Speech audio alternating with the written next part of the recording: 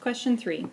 I saw a lot of variety of answers, and even the mistakes that were there, I like them because I think once you hear this and see this, you'll see your mistakes and that there was some logic behind what you were doing, or you were at least doing your math steps correctly, but then applying them to the situation is where we need to look at when do we apply one step and not another. So the question is something like, it is recommended we should sleep 2/5 of a day, and a day is obviously 24 hours.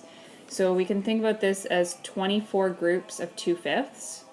Or some people weren't sure how to apply the fraction piece to it, so they took it into a logic. So if you took 24 into 5 sections, and you had your calculators, so 24 divided by 5 is 4.8. Now, if you wanted to see that as a fraction, and I'm going to jump around a lot in here, so it depends on which style you are using to which way will make most sense. So 24/5 would go in 4 times with 4 left over, 4 and 4/5. So this and this are equivalent. One's the fraction form and one's decimal form. But this is 1/5. This is one section, and we want 2/5 of our day. So then some of you just took the 4.8 and times it by 2, and that gave you 9.6. So 9.6 hours of a day is what we should be sleeping. Hours. We'll talk about what that 0.6 really means in a moment. Now again, if I was to take my fractions and continue, and I'm okay with this decimal way, but you need to be able to prove that it works using your fraction work as well. So here if I have my 4/5, which is 24/5, and I want it twice because I need 2 of them just like I did here, we have 48/5, which I'll continue this one over on this side. So like the original question had 24 groups of 2/5.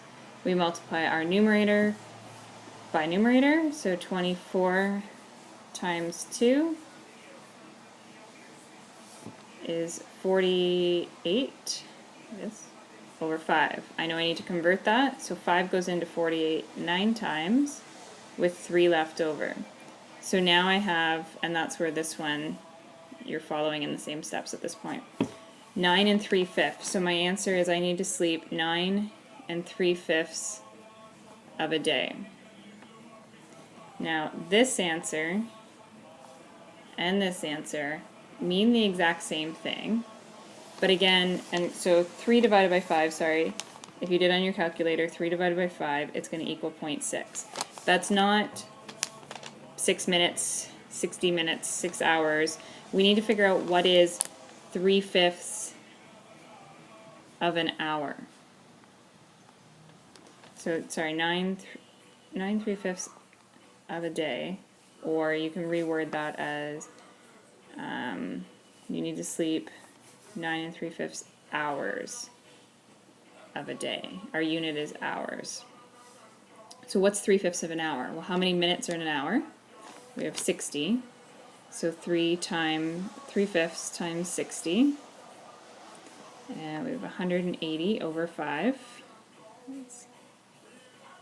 And 5 goes into 80 36 times. So now, because we worked here in minutes, we have 36 minutes. So my full answer is 9 hours and 36 minutes.